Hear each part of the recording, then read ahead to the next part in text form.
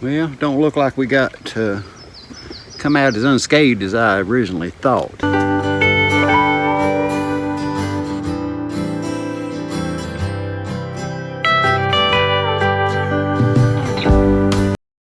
Hey y'all, I'm Joey. This is Papa's and Josey's homesteading. Josey's sitting over here playing with a little lunchbox. But we had the storms roll through earlier today, and I thought we done all right. You know, y'all seen in the previous video, it blowed some metal around and stuff up around the barn. But we come up here to feed the pigs a while ago. These girl pigs, meat herd, I guess you call it. Kind of show you what's going on here. Yeah, as we come up the driveway here, I noticed all these little branches and everything. It's all blowed up in the fence here. Oh, just little bunches of leaves and things like that. And then this tree here caught my eye. A little limb. I thought, well, that's something I'll have to go pick up so it don't kill the grass or anything underneath of it. And I was kind of staring at it. And this big boy over here caught my eye. Big old black oak. Looks like it's hollow in the center. And a lot of black oaks. I even noticed them where I grew up at and stuff. The black oaks seem like they're all hollow. So it don't take a lot to break them down. But it fell across my fence right here. And the goats, this is the goat pen. There used to be the goat pen. They're up there in the other lot right now. It's a good thing because they would get out right there. Oh,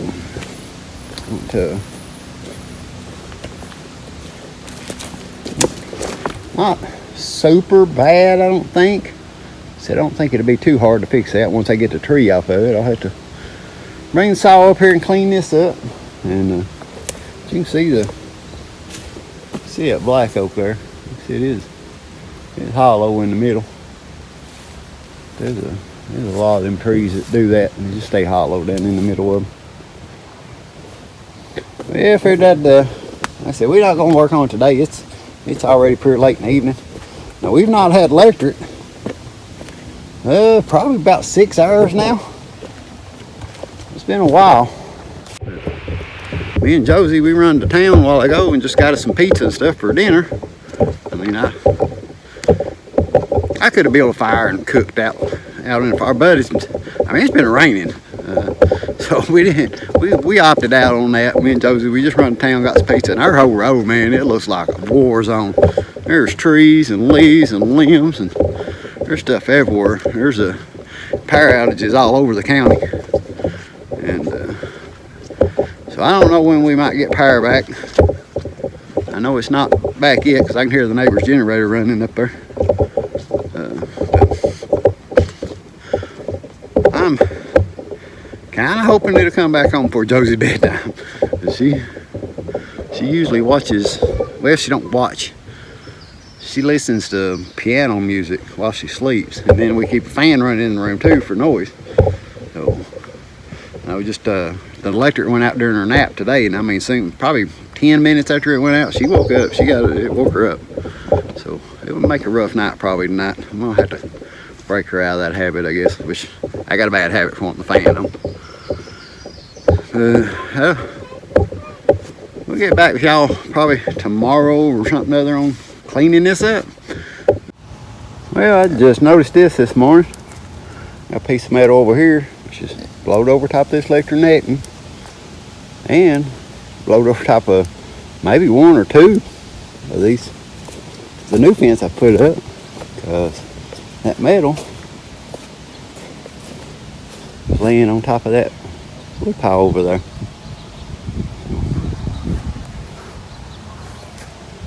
Floated a pretty good little way there. It's not a big piece of metal, nothing crazy. But, and we're about 20 hours into not having electric right now. Don't know when they're planning on getting that on. Me and Josey, we stayed in the camper last night because I got the solar power over at the barn. So I just run the electric cord over to the camper. That way we had some electric, which I got a generator down at the house, got the refrigerator stuff going down there. But we just stayed in the camper. She could watch her TV a little bit and stuff. Well, we're working on about 26 hours now, I think, with no electric. Me and Josey, we're gonna come up here. We're gonna work on this tree a little bit, I guess, and at least get it off the fence so it ain't laying on the fence the whole time.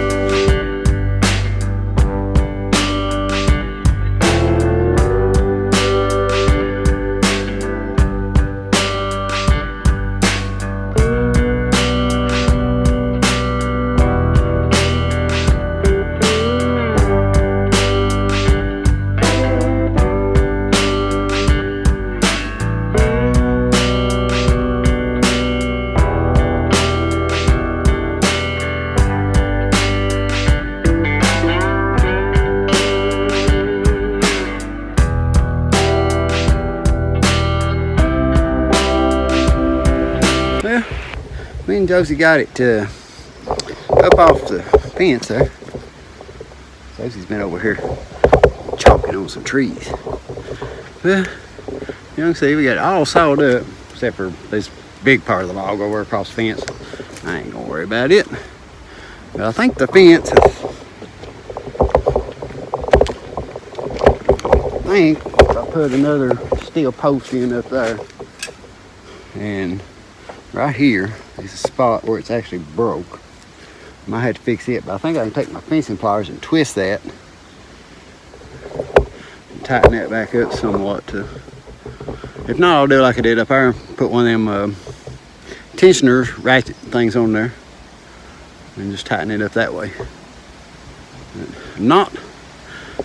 Eventually, this was before I bought the lot up there where the barn was at. I'd already cleared a path down that hill down in between this property line and the property line of Randy and Rebecca. And I was going to fence off this whole big hillside here. And the only thing with this hillside is all this mountain laurel. There's mountain laurel like super thick in there. And I'm going to assume there's truth to this. I heard that it was toxic to goats. Well, when I first got Bubby and his sister, she got killed by coyotes a couple years back. But when I first got them when they was little, they got super sick off of what I'm assuming was the mountain laurel. Like I said, they don't eat it a whole big bunch, especially the big, older, mature leaves they don't eat, but it's the new shoots and stuff that they will nibble on. But I've not had any problems out of Bubby or any of them, Missy, Coco, any of them. I do see them munching around on it, but I think they build up immunity or something other to the toxins in it, I guess, or something. But they'll nibble around on it and it don't bother them. Now I moved them two little bucklings over across the road. They was some mountain laurel over there. I went out there one night.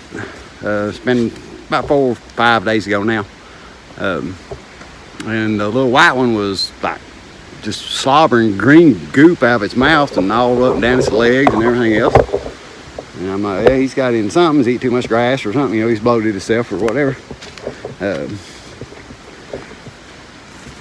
You know, that was early afternoon or something like that.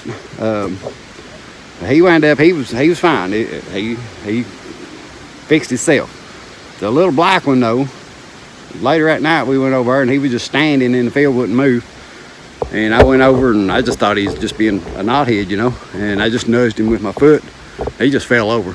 And he couldn't walk and that. And when he done that, I knew that was a sign of they got into this mountain laurel. Oh no, you boot fell off on the fence. But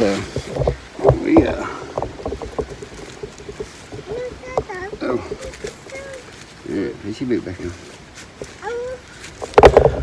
But yeah, I give him kind of had to force it in his mouth with some wood ash and let him chew around on, you know, like charcoal, not ash, but charcoal, and let him kind of nibble around, spit on that, and then I give him Pepto-Bismol. And then, you know, I mean, he was so bad that he couldn't stand up and stuff. I honestly just didn't think he would make it through the night. We got up next morning and he was doing pretty good. And then that was Saturday. And that's when we left and went to the family cookout and stuff. and we got back that night, and he was trying to holler, but it was just blah, blah, blah. I mean, he was drowning on his own goop, and I gave him some more Pepto-Bismol one night. I mean, I picked him up and kind of jarred him around a little bit and got all the goop out of his mouth and his neck and everything, and gave him some more Pepto-Bismol, and next morning he was fine. He was perfect fine, running around eating. So, but anyway, say all that, there's tons of mountain laurel over here, and it kind of makes me a little bit nervous about putting stuff over there. I don't think it bothers pigs. I mean, the pigs, I had them over there, and there's mountain laurel over on that side over there. So, no, you don't need to reach over and get a leaf. Get poison ivy or something over there. So I may wind up still fencing it. I still want to fence this off regardless. I want to fence it off, and I may just like run some pigs on it or something other. Like I said, it's that big super hillside, so it would have to be young, energetic pigs that can get around on the hills. But maybe the goats eventually or something other. I don't know yet. But anyway, we got our mess cleaned up. Me and Josey will come up here and do something with that fence later on sometime. Before we get the goats back up here, we'll do something. So we got it all falling. That firewood, I'll get up here sometime and get it too. I just wanted to get that brush up off that tree and kind of get it cleaned up, get everything off that fence and see how bad it was. Like I said, it's not too awful bad. It just stretched it more than anything.